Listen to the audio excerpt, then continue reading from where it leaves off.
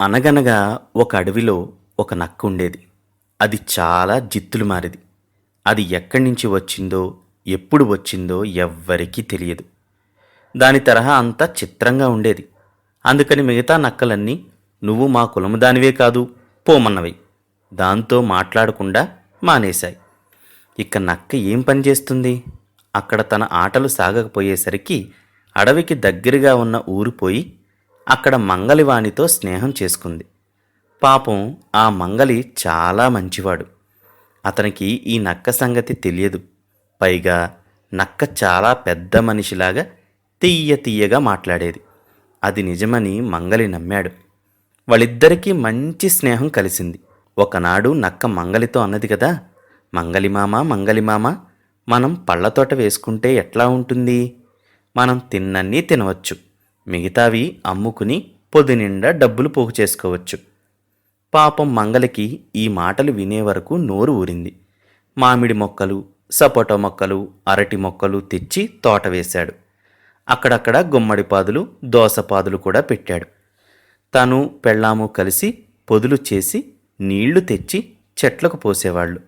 నక్క కర్రపెత్తనం చేస్తూ కావలి కాస్తున్నాననేది. కొన్నాళ్లకు తోట కాపుకు వచ్చింది. నక్క రాత్రంతా మేలుకుని కడుపు ఉబ్బేదాకా పళ్ళు కాయలు మెక్కేసింది. ఒక్క పండు కాయ కనపండిచ్చేది కాదు. ఒకనాడు మంగలి, నక్కబావా నక్కబావా, తోటలో కాయలేమైనా ఉన్నాయా అని అడిగాడు.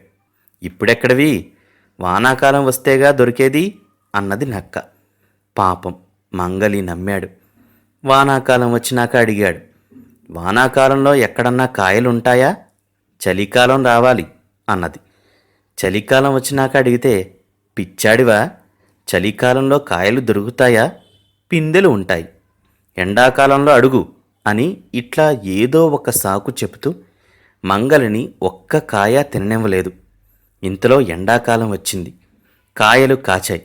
నక్క ఒకనాటి రాత్రి అడవికి పోయి మిగతా నక్కలతో చుట్టరికం కలుపుకోవాలని వాటన్నింటినీ విందుకు పిలిచింది. అవి వచ్చి పొట్ట పట్టినన్ని తిని మిగతావి తుంచి కొరికి మట్టిలో పారవేసిపోయి చక్కా పడుకున్నాయి. పాపం మరునాడు పొద్దున మంగలి వచ్చి తోట చూసుకుంటే కళ్ళ వెంబడి నీళ్ళొచ్చాయి. చెట్లుని ఒక్క కాయ లేదు. ఒక్క మూలాన మాత్రం గుమ్మడిపాదుకు ఒక గుమ్మడికాయ ఉంది. అది ఆకులు కమ్మి ఉండటం మూలాన కనబడటం లేదు. నక్క చేసిన మోసానికి దాన్ని దండించాలనుకున్నాడు మంగలి. ఇంటికి పోయి పొదల నుంచి మంగలి కత్తులు తీసి బాగా సానపెట్టి గుమ్మడికాయ కాయకి చుట్టి కట్టాడు. ఆ కత్తులు కనబడకుండా ఆకులు అడ్డం పెట్టి ఇంటికి పోయి హాయిగా నిద్రపోయాడు. మరునాడు రాత్రి తీరిగ్గా నక్క వచ్చింది. దానికి బాగా ఆకలి వేస్తుంది. తోటలో కాయలన్నీ తోటి నక్కలు అదివరకే పాడు చేశాయి. తోట అంతా గాలించడం మొదలుపెట్టింది. ఆఖరికి గుమ్మడికాయ కనబడింది. అది అతి ఆశతో ఒక్క మాటున గుమ్మడికాయ మీద దూకింది. ఇంకేం, దాని ఒళ్ళంతా తెగింది. నెత్తురు కారటం మొదలుపెట్టింది. ఒళ్ళంతా మంటలు. ఏడ్చుకుంటూ కాళ్ళు ఈడ్చుకుంటూ పోయి ఒక రాతి మీద కూర్చుంది. చాలాసేపటి దాకా నెత్తురు కారిపోతూనే ఉంది. ఇక ఇలాంటి తప్పుడు పని చెయ్యకూడదని మనసులో అనుకుంది. మంగల్ని దొంగముండా కొడుకా అని తిట్టుకుంది. ఎన్ని తిట్టినా ఎవరిని తిట్టినా దాని నొప్పి తగ్గుతుందా? నెత్తురు కారకుండా ఉంటుందా? నెత్తురు కారటం ఆగిన తర్వాత బయలుదేరదామనుకుంది.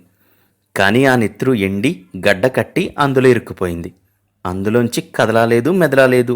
నక్కకి మంగలి మీద భలే కోపం వచ్చింది. నన్ను ఇందులో నుంచి బయటకు రానియని వీడి పని చెబుతాను అని శపథం చేసింది. పాపం ముందు ఇది బయటపడితే కదా మంగలిని పట్టడానికి.